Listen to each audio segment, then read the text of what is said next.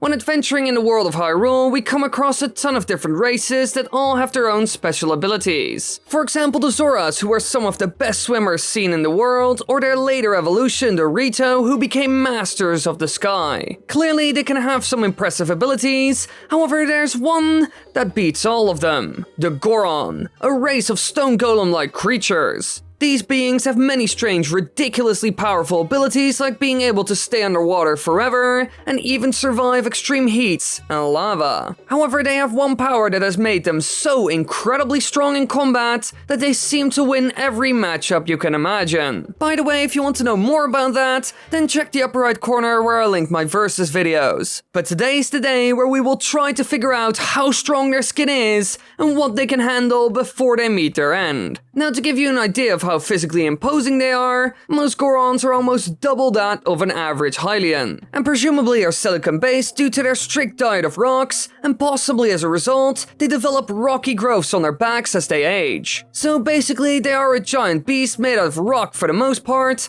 and possess enough physical strength to shatter large boulders and carve out tunnels using only their fists. Which is pretty ridiculous when you think about it. Really, we should be happy that they are extremely friendly, because otherwise the mountains would never be safe. However, let's take a look at them to exactly figure out how tough these mighty golem-like creatures are. First of all, what can their skin handle as far as we know? Well, when it comes to this, we will take a look at a total of 2 games where we can see some examples of Gorons doing amazing things. To start off, The Legend of Zelda Twilight Princess. Here we find a powerful Goron called Dangaro, who has to protect the hero's bow. Now, Link is supposed to get this bow in order to beat the dungeon, and so the two end up in a fight where we get to see how tough these creatures can really be. Because as Dangaro prepares to attack, Link can strike his unprotected belly, causing him to roll up into a ball in an attempt to run over Link. By moving over the edge and grabbing him like the Gorons outside the dungeon, Link can actually toss him in the lava. By repeating this method 3 times, he is able to defeat him, and finally convinces him that he is trying to help them. But during this entire fight, we can see this Goron taking sword hit after sword hit after sword hit on one of the softest spots they have, their belly. Now that's a lot of damage!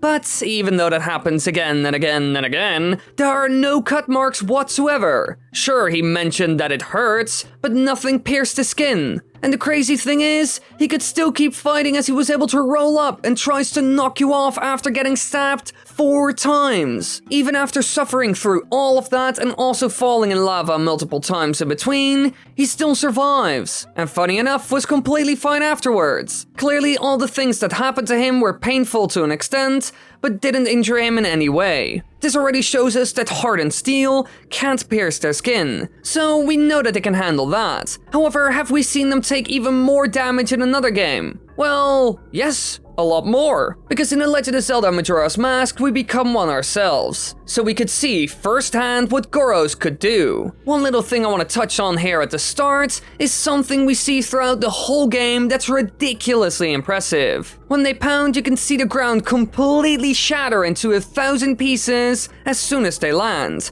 which would require incredible amounts of power. Just to get an idea of how much force that would take, Portland cement concrete, less than a year old, has a compression strength of 1,000 pounds per square inch. Which is insane as you can imagine, and this Goron can just break about a square meter of that with no effort. And it doesn't hurt him or his skin at all. But this is only the beginning, because if you would fight the Iron Knuckle and just block all the strikes as a Goron, you wouldn't get any damage, and could keep this up forever. And there are even worse things that can try to harm you in this game, which you can survive with ease as long as you use your back as a Goron to block it. Heck, you can even get a bomb barrel which could blow up boulders 10 times as big as your average Goron, and it does nothing to him. So, clearly, even stuff beyond a little steel toothpick, which Hylians call a sword, is nothing for these creatures. Although Link can't take any shots to the gut. But that might be because this is just a mask that kind of transforms him into one. Although it's most likely because of game design reasons, because otherwise the Goron would just be invincible. Clearly these creatures are as tough as they can get, and so far we haven't found anything that can truly beat them. So, since we have seen him survive the most crazy stuff so far, has any Goron ever died to a fatal attack or accident? Sure, some died of old age, but can you even defeat them is what I'm talking about. Well, yes, there are a couple of examples seen throughout the history of the Legend of Zelda franchise, and one of those is Vulnerabilities from Ocarina of Time. This was an ancient dragon that lived in the depths of Death Mountain who was destroyed by a legendary Goron using the mighty Megaton hammer. But when Ganondorf got the triforce in this game, he revived the dragon to secure the fire temple from intrusion.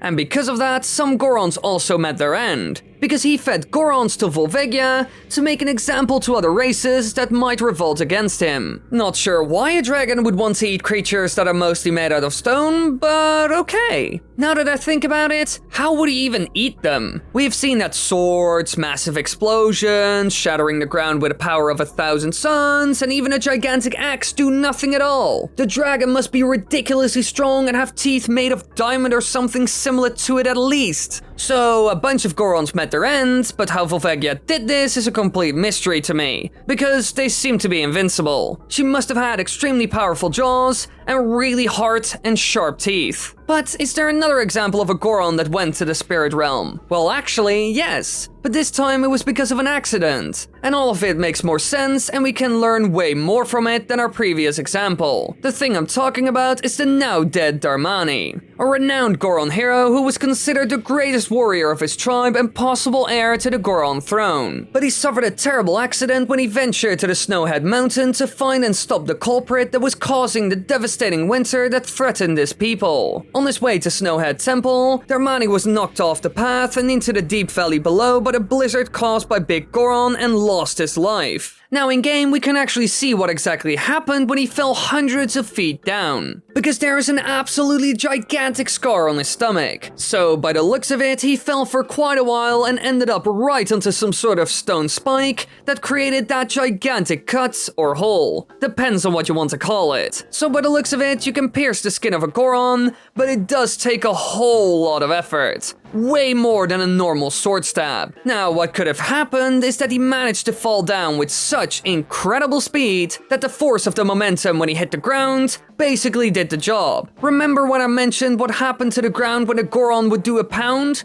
Well, just imagine that times 1,000. Because when a Goron performs that move, it's only a little hop. And what happened to Darmani is way worse. So falling from that height, while weighing more than a metric ton most likely, is apparently enough to get past their tough as heck skin. But this would mean that any normal weapon or even something more powerful like a cannon would do absolutely nothing to them. A Goron would just take it without being wounded even. It will probably hurt, but there's no damage, really showing us how powerful they are and that no race in Hyrule can ever defeat them because none of their weapons would be effective. Only a gigantic godlike dragon and a fall from more than 100 feet is enough to really take these giants out. Although we also saw another Goron lose his life, Daruk, who was beaten by a divine beast using some sort of plasma blade and other tricks. Sadly enough though, we can't get a whole lot of information from this event. We don't really know what happened during that battle, so we will have to dismiss it. So is that really how you must defeat them? Well no, because there's one little thing that I didn't mention. The Gorons we have covered so far are really tiny compared to the biggest and strongest of their race. So the examples that I gave are ways to defeat the weakest among them, because there are some that are way more powerful, like the big Goron from Ocarina of Time, a gigantic Goron living on Death Mountain next to the Great Fairy Fountain. He can probably survive a lot more, and in the Minish Cap he even indicates that he likes to eat steel or iron, and asked Link to give him his small shield to nibble on. So this guy's on a whole other level. He's a lot bigger after all, so his skin, bones and other stuff is a lot thicker in order to support his weight, making him almost undefeatable. If he would go on a rampage, nothing in Hyrule could stop him,